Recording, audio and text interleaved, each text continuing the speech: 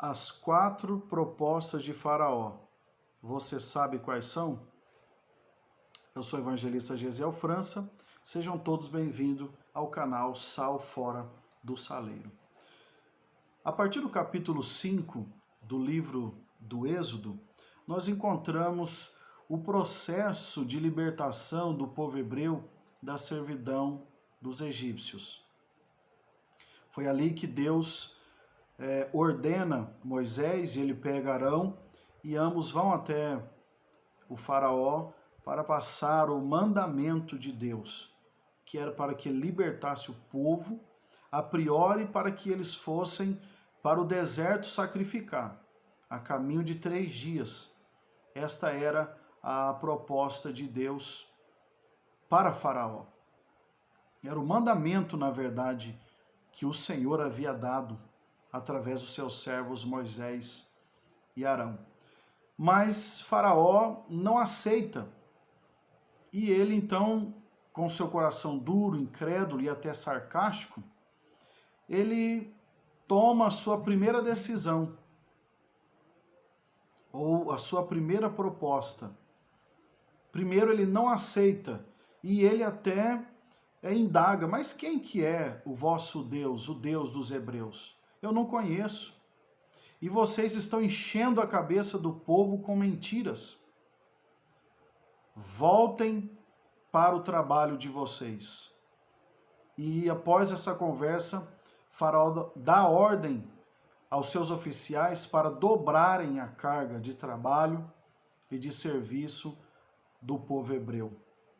Porque Faraó entendeu que a forma que a estratégia que ele iria usar, ele estaria tirando o tempo, a força, o vigor do corpo dos hebreus, e eles não teriam nem mesmo tempo para pensar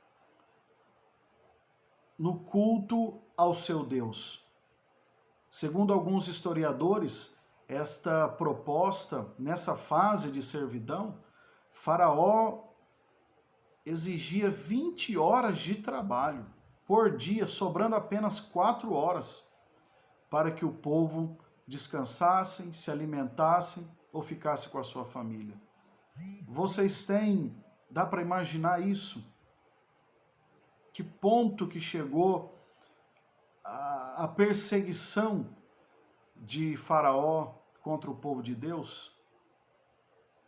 Sempre foi a estratégia do inimigo do povo de Deus encher as pessoas, os homens, de empecilhos, ocupações, trabalhos, para que eles não tenham tempo de pensar em servir a Deus, de pensar nas coisas do céu, porque quando nós pensamos nas coisas do céu, o nosso coração se enche de desejo de estar na presença de Deus. Seja em nosso devocional, na nossa casa, seja no templo, porque essa é a vontade de Deus. Veja que Deus ordenou que o povo saíssem de suas casas e fossem ao deserto para sacrificar. Isso é um símbolo muito claro para nós que Deus deseja que o povo esteja junto, congregando em um culto. E onde o povo congrega? Na igreja. Nós não podemos querer criar uma nova doutrina de culto. O culto coletivo é a vontade de Deus. Então, em diversas passagens, em diversos momentos, Deus reunindo o seu povo, e aqui não é diferente. Há uma necessidade do povo estar junto, e esta é a vontade de Deus. Agora, nós sabemos que nós podemos e devemos ter o nosso momento a sós com o Senhor, e isso também é um culto, porém é um culto individual. É seu e Deus. Mas veja que muitas das vezes essa proposta está ecoando em nossa vida ou na vida de muitos que nós conhecemos, que é a multiplicação de tarefas e atividades cotidianas que tem impedido a nós, aos nossos irmãos, aos nossos familiares, de estarem na presença de Deus no seu período, no seu devocional, no seu culto individual ou no culto coletivo. O que o inimigo tem feito é dobrado as nossas atividades, as nossas cargas, e muitas das vezes nós até pensamos que foi Deus que abriu esta quarta porta, deste quarto emprego, deste quinto curso que nós estamos fazendo, tudo ao mesmo tempo, e nos orgulhamos disso, que não estamos tendo tempo nem para dormir. Aí eu faço essa reflexão com você. É essa mesmo a vontade de Deus? É Deus mesmo que abriu essas portas a ponto de não termos tempo de descansar? Há tempo de nós não termos tempo de irmos ao templo, ouvir a palavra, glorificar ao Senhor com os irmãos, podemos ajudar os nossos próximos ali da nossa comunidade cristã. Será que é essa mesmo a vontade de Deus? Será que essa porta que abriu foi Deus que abriu? E muitas das vezes são portas que aparentemente são legítimas. Veja que Jesus, lá no Evangelho de Lucas, nos deixou claro aquela passagem que ele estava na casa de Marta e Maria. Marta, de forma legítima, estava trabalhando, talvez preparando o almoço ou o jantar, e Maria escolheu ficar ali ouvindo a voz do mestre. E Marta então indaga: Senhor, é certo a minha irmã ficar aí sentada enquanto eu estou trabalhando? E Jesus disse: Marta, você está ansiosa, está afadigada. A sua irmã escolheu a melhor parte. E vou te dizer, Marta, não será tirado dela esta parte. Isso mostra que o Senhor sabe das necessidades, mas a melhor parte é que o povo tenha disposição de sacrificar ao Senhor, de adorar ao Senhor.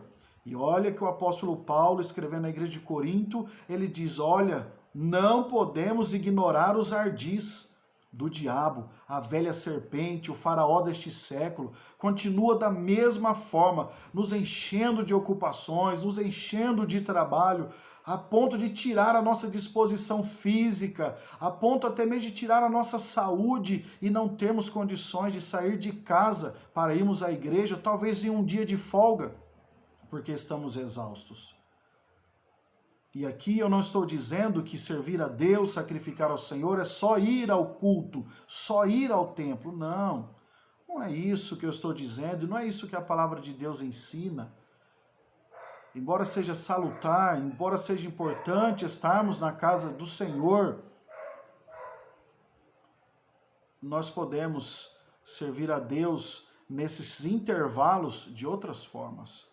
Porque talvez você é um enfermeiro, é um policial, é um motorista interurbano, você é um médico, as suas escalas de trabalho são noturnas, mas você pode, de alguma forma, no período da manhã, no período da tarde, você pode estar envolto em trabalhos de oração, em trabalhos de ensino, até mesmo aqui pela internet, você pode fazer isso também.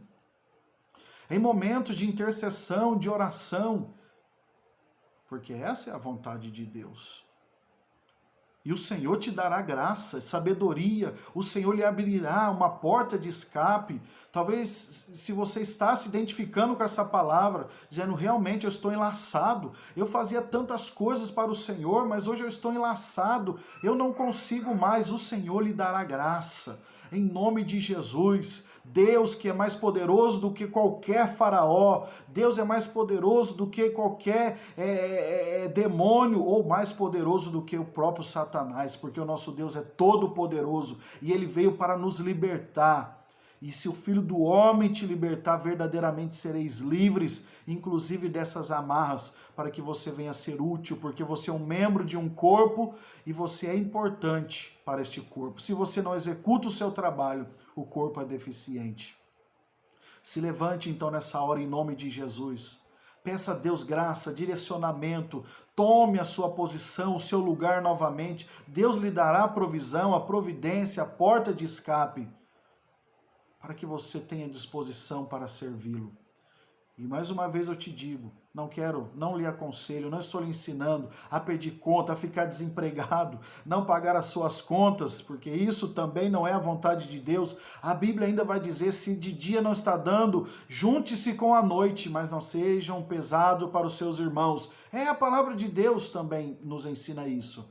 Mas o que Deus não quer é que nós juntemos dia após dia, noite após noite, sábados e domingos, e não tenhamos nenhum dia, nenhuma segunda, nenhuma terça, nenhuma quarta, nenhuma manhã, nenhuma tarde, para nós dedicarmos a Ele. Veja que essa é a primeira proposta de Faraó. Se liberte dela, seja livre para adorar ao Senhor.